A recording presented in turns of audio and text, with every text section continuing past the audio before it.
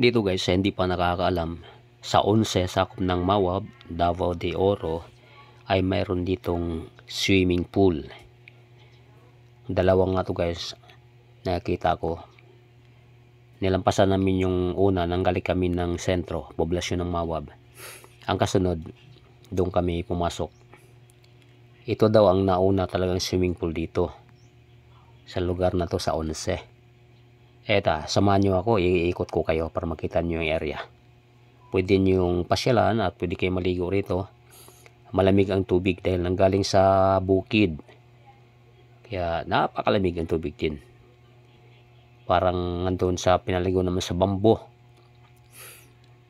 Grabe, sobrang lamig, tagos buto rin. At iikot ko kayo guys dito.